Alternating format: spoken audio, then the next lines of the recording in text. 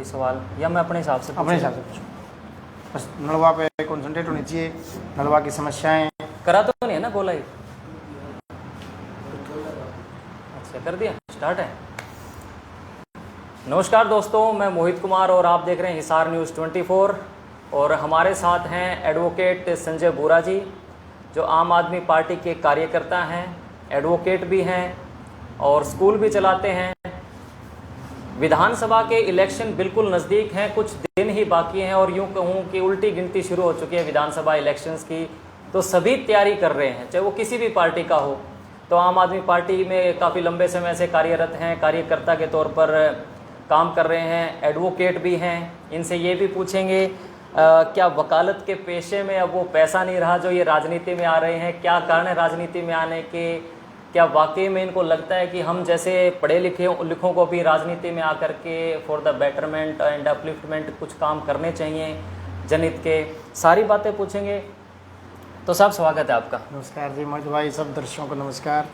अच्छा, मैं पहला ही सवाल ये आपसे जानना चाहता हूँ कि नलवा हो गया या हलवा हो गया, मतलब नलवा कॉन्स्टिट्यूएंसी से इतने सारे लोग निकल करके सामने आ रहे हैं, जो डेट नज़दीक आ रही है, क्या लग रहा है आपको? मतलब जैसे बड़े बड़े जो नेता हैं वो 4-5 ही हैं। एक तो अभी विधायक ही हैं भारतीय जनता पार्टी से, रणबीर गंगवा जी उपाध्यक्ष भी हैं, डिप्टी स्पीकर हैं। उसके बाद यहाँ से संपत सिंह जी भी रहे हैं और अब आप भी कह रहे हैं कि मैं भी विधानसभा चुनाव लड़ने का इच्छुक हूँ। तो पहले तो वजह बताएं हमारे दर्शकों को, और इस हलके को लेकर के जो ये खींचतान चल रही है, हर प्रत्याशी हर कोशिश कर रहा है कि मुझे टिकट मिले, मुझे टिकट मिले, इस बारे में संजय बोरा जी का क्या मानना है? जी मोहित भाई, सबसे पहले तो बताऊं कि नलवा हलका 2009 में बना था और सबसे पहले संपत जी ने यहाँ से चुनाव लड़ा था। और हम यहाँ लगभग 30 साल से रह रहे हैं और यहाँ की जो समस्याएं हैं, यहाँ का जो कल्चर है वो हम जानते हैं, समझते हैं। नलवा हलका हमारे साथ ही बड़ा हुआ है एक प्रकार से। आज़ाद नगर में हम रह रहे हैं 30 साल से।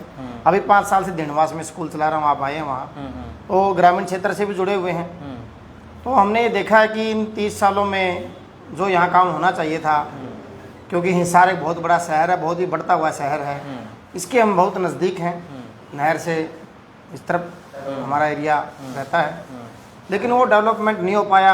यहाँ बहुत से लोग विधायक रहे, अभी भी हमारे डिप्टी साहब हैं, लेकिन जो नलवा हल्के के शहरी क्षेत्र को, जो कि आज़ाद नगर का क्षेत्र है विशेष रूप से, और सेक्टर तो खैर पहले से डेवलप है, और हमारे कुछ पटेल नगर का एरिया आता है, वहाँ पर वो सुविधाएं नहीं मिली। वहाँ पर मूलभूत सुविधाएं लेने के लिए हमें आंदोलन करना पड़ता है, मूलभूत सुविधाओं के लिए हमें शहर की तरफ देखना पड़ता है, मूलभूत सुविधाओं के लिए हमें बार बार हमारी महिलाओं तक को बेचारों को सड़क पर आना पड़ता है। पानी की समस्या है, सीवरेज की समस्या है।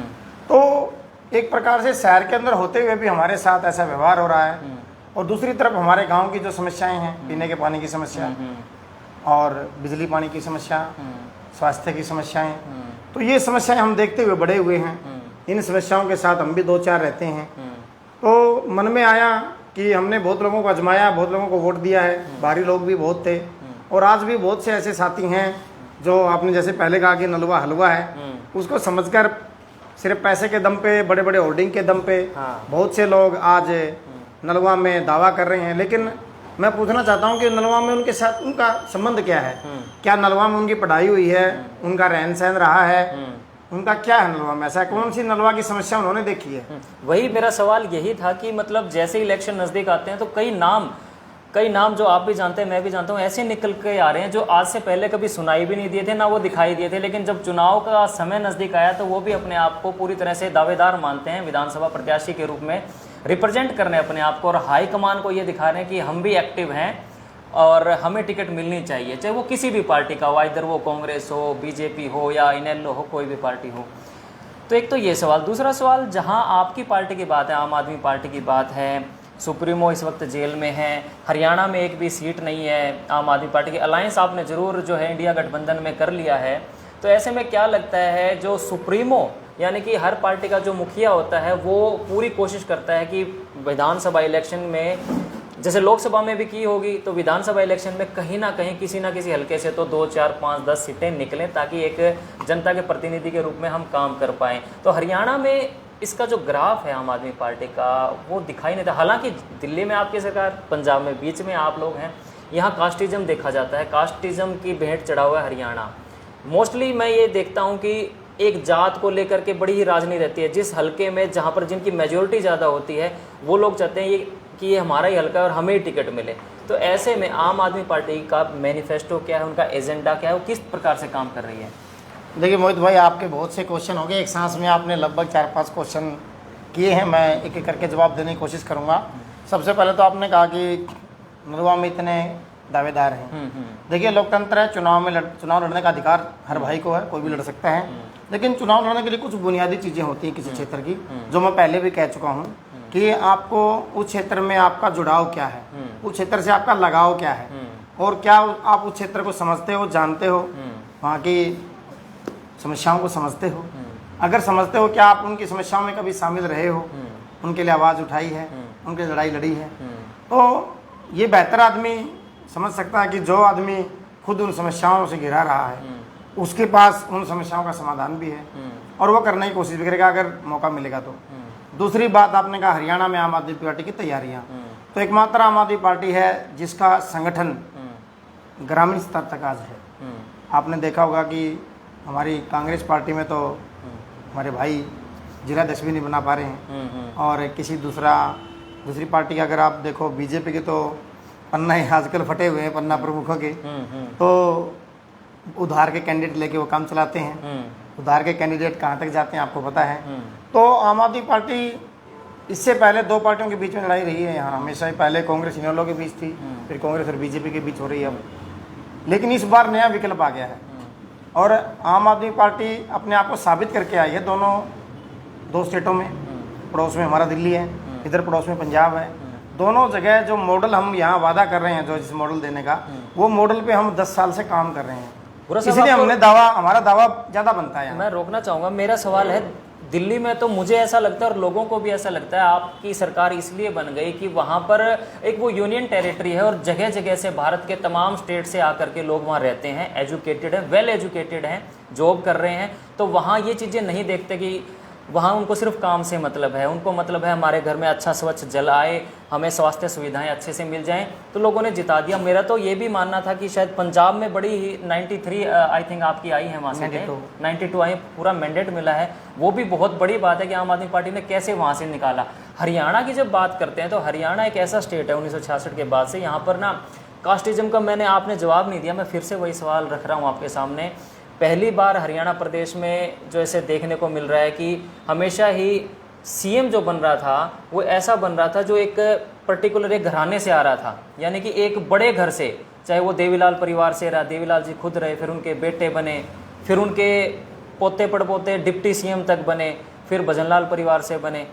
तो क्या आपको लगता है कि हरियाणा की जनता आम आदमी पार्टी के इस थॉट प्रोसेस को स्वीकार कर पाएगी? क्या यहाँ पर भी आप सरकार कभी बना पाएंगे? देखिए आपके सवाल का जवाब आपके सवाल में ही है। आपने पंजाब का उदाहरण लिया, वहाँ भी जो सीएम था वो एक घर से आते थे। पहले बादल साहब, फिर सुखविंदर बादल वहीं से मंत्री बनते थे, उन्हीं के मंत्री बनते थे। लगभग वहाँ भी 2-4 परिवारों का ही, अमरिंदर का परिवार है, बिल्कुल बिल्कुल, राजा साहब का। तो ये जो 2-4 परिवारों की राजनीति थी ये पंजाब में भी थी। और जहाँ तक आपने कास्टिज्म की बात की तो वो पंजाब में वहाँ भी था, वहाँ पर भी चीज़ें चलती हैं और दिल्ली में भी चलती हैं। तो वहाँ लोगों ने जब बदलाव कर दिया, नकार दिया जातिवाद को, नकार दिया धार्मिक जो विभाजन था उसको, और दिल्ली में भी धार्मिक विभाजन को नकार दिया। लोगों ने मुद्दों की बात की, मुद्दों पे वोट दिया। और केजरीवाल जी ने तो स्पष्ट कहा जब हम इलेक्शन लड़ रहे थे तीसरी बार और उधर से अमित शाह जी आ रहे थे, अमित शाह जी एक सांप्रदायिक नारा दे रहे थे, बांटने की बात कर रहे थे देश को। तो उस वक्त भी केजरीवाल जी ने कहा कि अगर मैंने काम किया है दिल्ली वासियों तो वोट देना, वरना मत देना। तो लोगों ने काम पे वोट दिया। तो अब हम काम की राजनीति की बात कर रहे हैं, और काम की राजनीति को जिस तरीके से दिल्ली ने अपनाया, पंजाब ने अपनाया, तो हरियाणा के लाल को, केजरीवाल को हरियाणा भी अपनाएगा। और आप देखिएगा इस चुनाव में आम आदमी पार्टी किस मजबूती के साथ लड़ती है और कैसा जवाब देती है। चलिए वो बात ठीक है, लेकिन फिर भी हरियाणा में कोई बड़ा चेहरा सर नज़र आता ही नहीं है आम आदमी पार्टी का। एक सुशील गुप्ता जी को अगर छोड़ दिया जाए, पहले नवीन जैन जी भी हुआ करते थे लेकिन वो भी कन्नी काट चुके हैं। मनोज राठी हंसी में अपना कर रहे थे लेकिन वो भी छोड़ चुके हैं। अब आप प्रयास करें एक बड़ा चेहरा ऐसा माने कि जैसे ओम प्रकाश चौटाला का हुआ करता है, अजय चौटाला जी का है, या फिर बात करें हुड्डा साहब का, एक बड़ा चेहरा है, यानी उनको लोग जानते हैं, अच्छे समझते हैं। आपकी पार्टी अगर 90 के 90 हलकों पे भी लड़ती है तो वो बड़े चेहरे कौन है, किन को उतारेगी? देखिए, पार्टी का नाम ही आम आदमी पार्टी है, तो सीधी बात है कि आम आदमी पार्टी से आम आदमी लड़ेंगे। ठीक है, तो हमें तो आम आदमी का वोट चाहिए, आम आदमी लड़ेंगे। खास आदमी की पार्टी है नहीं, खास आदमी हमारे पास है, बड़ा चेहरा मैटर नहीं करता। हम तो ओहो, आप समझिए ना, वोट किसको देना है? वोट, हमारा वोटर कौन है? वोटर साधारण व्यक्तित्व है, तो हमें उनके बीच का आदमी चाहिए ना, जो उनको समझ सके। खास आदमी कब आम आदमी को समझ पाता है? तो अगर खास आदमी की राजनीति करनी होती तो आम आदमी का मतलब ही क्या होता है? आम आदमी का नाम हम क्यों लेते फिर? आम आदमी के बीच क्यों रहते हैं? आम आदमी की बात, अब मैं एक आम आदमी के तौर पर रिप्रेजेंट कर रहा हूँ, खास आदमी के तौर पर मैं नहीं कर रहा हूँ। तो हम तो कह रहे हैं कि खास आदमी की राजनीति छोड़िए, घरानों की राजनीति छोड़िए, जिस तरह से दिल्ली और पंजाब में छोड़ा लोगों ने, तो हरियाणा में भी छोड़ सकते हैं। हरियाणा में ऐसी क्या मजबूरी है कि खास आदमी को चुने हम? क्या मजबूरी है? और रही बात पढ़े लिखे लोगों की, तो जो लिटरेसी लेवल हमारे पंजाब का है और दिल्ली का है, हरियाणा का युवा भी उतना ही पढ़ा लिखा है, हरियाणा का युवा भी उतना ही शिक्षित है, उतना ही अब अवेयरनेस आ चुकी है। तो निर्णय जो है दिल्ली और पंजाब को देख के लेगा, वहाँ के काम को देख के लेगा। तो जैसे दूसरी पार्टियों के अंदर, एक ही पार्टी के अंदर एक ही हल्के से जिस तरह से फूट हम कह सकते हैं, भाई किसी ने अपना नेता हुड्डा जी को माना हुआ है, अगर नलवा हल्के की बात करें, वो कहते हैं हुड्डा साहब मुझे टिकट देंगे, फिर एक और निकल के आता है वो कहता है मैं सैलजा का बंदा, सैलजा मुझे टिकट दिलवाएगी, उनमें भी आपस। क्या आम आदमी पार्टी में देखता हूँ यहाँ पर उमेश रतन शर्मा जी भी काम कर रहे हैं नलवा से, एक आपके मित्र रामनाथ धुआरिया जी भी कह रहे हैं नलवा से, अब आप भी कह रहे हैं नलवा से, तो आप अपने आप में कैसे कन्विंस करेंगे अपने साथियों को? हाँ, हम सब झाड़ू वाले हैं और झाड़ू उठाए सफाई के लिए तैयार हैं। हाँ। जितने लोग ज़्यादा झाड़ू उठाएंगे उतनी सफाई जल्दी होगी, उतने से अच्छे से होगी। अच्छा। तो हम तो सब झाड़ू के साथ और झाड़ू उठा रखी है। हमारे पास न तो हुड्डा जी है ना सैलजा जी हैं। हाँ। वो जाने कौन हुड्डा का कौन सैलजा का है। हाँ। हमें तो सफाई करनी है और झाड़ू से सफाई करनी है, इसीलिए तो हम सभी साथियों ने झाड़ू उठा रखी है और झाड़ू के साथ हैं। ये जो नलवा हल्के में बड़े बड़े नाम हैं, इनसे आप फाइट कर पाएंगे, लड़ पाएंगे? जैसे बीजेपी के हैं रणबीर गंगवा जी हैं, मनोज टाक माही हैं, कांग्रेस के जिला पार्षद भी हैं, अनिल मान भी काफ़ी प्रयास कर रहे हैं, दीपेंद्र जी के करीबी बताए जाते हैं, इनसे आप कैसे दो हाथ कर पाएंगे इस नलवा विधानसभा से? मैं अकेला तो किसी से फाइट नहीं कर सकता जी, मेरी तो इतनी हैसियत नहीं है कि मैं अकेला किसी से फाइट करूं। लेकिन नलवा की जो जनता है, वो वोटर हैं, वो मेरी ताकत है। वो जो विचारधारा, जो बदलाव चाहती है, वो मेरी ताकत है। वही करेंगे। मैं तो नहीं कर पाऊंगा, मैं तो नहीं कर सकता, लेकिन अगर वो मुझे ताकत देंगे तो उनकी आवाज़ बनने का काम मैं करूँगा। तो बीते जो पिछले कुछ सालों में जो सिनेरियो हुआ है आपके सुप्रीमो साहब के साथ, एलिगेशन तो जो दिल्ली के पंजाब के सीएम भगवंत मान सिंह के ऊपर भी लगाए जाते थे, तो इन चीज़ों को किस तरह से अब आम आदमी पार्टी ऊपर तौरी पे देख रही है कि भाई किस प्रकार से जो है हरियाणा में काम करने का प्रयास कर रहे हैं केजरीवाल साहब, या फिर जो बड़े लीडर हैं आपकी पार्टी के, हरियाणा में क्या 90-90 पे उतारेंगे या फिर कुछ स्पेशल हल्के चुने हैं? नहीं, हम 90 की 90 सीटों पे बहुत ही मजबूती के साथ। देखिए, हम आम आदमी पार्टी कभी सिर्फ लड़ने के लिए नहीं लड़ती। आपने देखा होगा दिल्ली में, पंजाब में हम व्यवस्था परिवर्तन के लिए लड़ते हैं, और व्यवस्था परिवर्तन में जनता हमें फुल बहुमत से हमें लेके आती है। तो 90 की 90 सीटों पर हम पूरी मजबूती से लड़ेंगे। 90 की 90 सीटों पर विकल्प देंगे जनता को, जनता के हर घर में जाएंगे, हर गली में जाएंगे। और जहाँ तक रही बात हमारे नेता की, तो हमारा नेता शेर है, वो समझौता नहीं करता है। अगर वो समझौता करता, इस तानाशाही सरकार और मोदी जी के इशारे पे चलता, तो वो बाहर होते और वो जो चाहते उनको मिलता, लेकिन उन्होंने कभी जीवन में समझौता किया नहीं, तो वो अब भी नहीं करेंगे।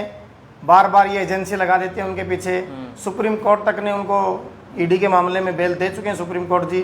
फिर हाथों हाथ जब इनको लगा कि अब ईडी का तो मामला चलेगा नहीं सुप्रीम कोर्ट में, तो एक सीबीआई भेज दी। तब तक कहाँ सो रही थी सीबीआई, लेकिन इनको जैसे ही लगा कि अब बाहर आएंगे तो इन्होंने सीबीआई भेज दी। अब सीबीआई का भी आजकल में फैसला आने वाला है, तो वो आएंगे, और जब वो आएंगे तो हरियाणा का लाल जब हरियाणा में आएगा तो आप देखिए कैसे माहौल बदलता है। केजरीवाल साहब हमेशा एक बात कहा करते थे कि ये जो है आम आदमी की पार्टी है और हम पूंजीपतियों की पार्टी नहीं है, हम तो साधारण से आदमी हैं और साधारण ही हमारा ताना बाना है। तो ये जो बड़े बड़े पूंजीपति हैं जिनके घर भरे पड़े हैं, चाहे वो किसी भी पार्टी से हो, तो क्या आप मानते हैं कि केवल अच्छी विचारधारा वाला व्यक्ति भी चुनाव लड़ सकता है, या सिर्फ पूंजीपति ही हमेशा उनकी हिबापोती रहेगी ये सीटें? नहीं, बिल्कुल नहीं रहेगी। और आम आदमी पार्टी का तो उद्देश्य ही आम आदमी को राजनीति में लाना है, आम कार्यकर्ता को राजनीति में लाना है, पढ़े लिखे लोगों को आगे बढ़ाना है। जो लोग समस्याएं समझते हैं, जनता की समस्याओं के लिए लड़ते हैं, वही युवा हैं, वही युवा युवतियाँ जो हैं दिल्ली में आई, वही युवक युवतियाँ पंजाब में बनी हैं, वही यहाँ बनेंगे। इसीलिए तो हम आम आदमी पार्टी के साथ हैं, क्योंकि आम आदमी पार्टी का जो विजन है वो एक आम आदमी को आगे लेके जाना है, ना कि खास आदमी को। इसीलिए इस विचारधारा के साथ हम जुड़े हैं। तो क्या मान करके चले हम और हमारे व्यूअर्स, क्या 90 में से एक आकलन आप दे सकें तो इस बार 24 के इलेक्शन में कितनी सीटें और कहाँ कहाँ से जो है मजबूत दिखाई देती हैं आपकी? देखिए, जनता ने हमेशा आकलन फैल किए हैं। जनता ने जो बड़े बड़े विद्वान लोग कहते थे ये होगा वो होगा, बहुत से लोग हमें कहते थे दिल्ली में एक सीट नहीं आएगी, पंजाब में कुछ नहीं होगा। जनता ने देना जवाब। मैं कौन होता हूँ जवाब देने वाला, और मैं कौन होता हूँ ये सोच रखने वाला। जनता ने सोच रखा है क्या करना है, जनता ने जवाब देना। हम सिर्फ प्रयास करेंगे, हम जनता को विकल्प देंगे, हम उनको बताएंगे कि हम खड़े हैं, हम आपके लिए हैं, आप हमारे लिए खड़े होइए। हम ये अपील करेंगे। और अभी 11 तारीख को हमारी केजरीवाल जी को अगर जमानत मिलती है तो वो खुद आएंगे। तो हमारी सुनीता केजरीवाल जी भी आ रही हैं, बड़े बड़े नेता आ रहे हैं, हिसार में रैलियां करेंगे, हरियाणा में रैलियां कर रहे हैं। और एक ऐसा माहौल बन रहा है कि लोगों को लग रहा है कि जब ये मजबूती के साथ इस तानाशाह के खिलाफ खड़े हैं तो जनता तो बिल्कुल ऐसे आदमियों के साथ होती है जो लड़ने वाला आदमी होता है। तो जनता जरूर हमारा साथ देगी, हमें आशीर्वाद देगी। दिल्ली में तो केजरीवाल साहब 2013 के बाद से लगातार एक्टिव हैं, लेकिन हरियाणा में उसके बाद 2 इलेक्शन आए असेंबली के, एक 14 में फिर 19 में। हरियाणा में उन्होंने खास मेहनत करी नहीं। केजरीवाल साहब ने अलायंस कर लिया था 19 में तो अपने दुष्यंत चौटाला जी के साथ एक सीट पे, जींद वाली पे, बाई इलेक्शन की बात है। तो क्या अब मतलब पूरा फोकस है क्या केजरीवाल साहब को और आप सभी आम आदमी पार्टी के कार्यकर्ताओं का कि पूरी जोरों शोरों से लड़ना है हरियाणा विधानसभा में? बिल्कुल जोर शोर से लड़ना है। आप देखिए ना, ऐसी कौन सी पार्टी है जो 90 की 90 सीटों पर रैली कर रही है? ऐसी कौन सी पार्टी है जिसके पास हर गांव में कार्यकर्ता हैं, पदाधिकारी हैं? अभी रोहतक में इतनी बड़ी रैली की, जींद में इतनी बड़ी रैली की, और अब हर विधानसभा में रैली कर रहे हैं। ऐसी कौन सी पार्टी कर रही है? संगठन किस पार्टी के पास है? तो बिल्कुल जोर शोर से लड़ेंगे, और सिर्फ लड़ने के लिए नहीं लड़ेंगे, सरकार बनाने के लिए लड़ेंगे। अच्छा जी, चलिए, ये बातें करिए हमने एडवोकेट संजय बुरा जी के साथ। बाकी लाइव में आप कमेंट भी करते रहे, कोई सवाल फिर भी रह गया हो तो हम आके फिर ले लेंगे, क्योंकि अभी तो काफ़ी दिन बचे हुए हैं। हालांकि इनके लिए काफ़ी दिन नहीं होते। जो नेता लोग होते हैं वो इनको बहुत कम समय मानते हैं, इनकी तैयारियां तो काफ़ी साल पहले शुरू हो जाती हैं। तो बाकी आपका क्या मानना है भाई, जो आम आदमी पार्टी के प्रत्याशी हैं इनके बारे में? और तमाम अपने जो है कमेंट आप कर सकते हैं। इस लाइव को देखने के लिए आपका बहुत बहुत शुक्रिया। देखते रहिए हिसार न्यूज़ 24। धन्यवाद।